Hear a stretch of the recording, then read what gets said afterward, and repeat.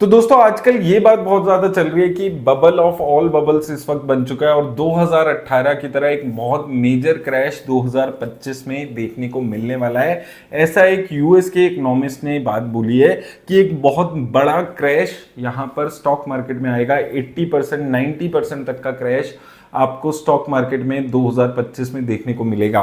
तो क्या बात है ये एक बार डिस्कस करते हैं। तो यूएस बेस्ड इकोनॉमिस्ट हैं जो उन्होंने ये चीज बोली है कि स्टॉक मार्केट का जो क्रैश है वो 2018 के फाइनेंशियल क्राइसिस से भी बड़ा क्रैश यहां पर आएगा। यहां पर ये चीज उन्होंने बोली है कि जो करंट बबल है वो पिछले 14 साल से बन रहा है, 2009-10 के बाद से ही ये बबल बन रहा है। उसके रीजंस इन्होंने कुछ दिए हैं कि यहां पर एक तो लूज मॉनेटरी पॉलिसी रही है सिंस 2018, इन्फ्लेटेड एसेट्स प्राइस हो गए और इस वजह से एक बहुत बड़ा बबल अभी मार्केट में क्रिएट हो चुका है। और इसकी वजह से यूएस में मैसिवली उन्होंने स्टिमुलस दिया था। 2020 की बात हो रही है, interest rate near all time low चले गए थे और इस वजह से आप देखेंगे आने वाले टाइम में 80% 90% तक का क्रैश आपको नैस्डैक में 2025 में देखने को मिल सकता है। ये चीज यहां पर अभी मानी जा रही है। अब इसके साथ साथ ये भी एक एस्टिमेट लगाया जा रहा है कि 2025 में 5-6 इंटरेस्ट रेट कट्स भी यहां पर आएंगे और उस चीजों की वजह से इंप्रूवमेंट देखने को मिलेगी।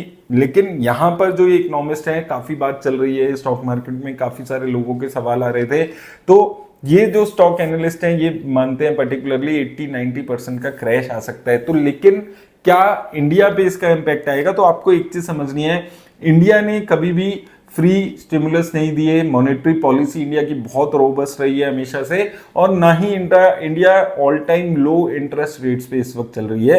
तो अभी इंडिया की और यूएस की इकोनॉमी में ये चीज का बहुत बड़ा डिफरेंस आ चुका है और जो मार्केट में क्रैश भी अभी देखने को मिलता है। तो इंडिया का मार्केट क्रैश अभी थोड़ा सा सेपरेट यूएस से होने लगा है।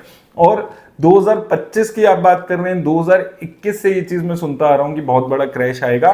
देखिए 80-90% क्रैश की तो कोई मतलब ही नहीं बनता है इस वक्त। 10-12-15% की करेक्शन आ सकती है जो कि एक हेल्दी करेक्शन होगी अगर स्टॉक मार्केट में आती है और एक अपॉर्चुनिटी होगी। लेकिन ये कोई भी प्रिडिक्ट नहीं कर सकता है स्टॉक मार्केट में कब क्रैश आएगा कब नहीं आएगा।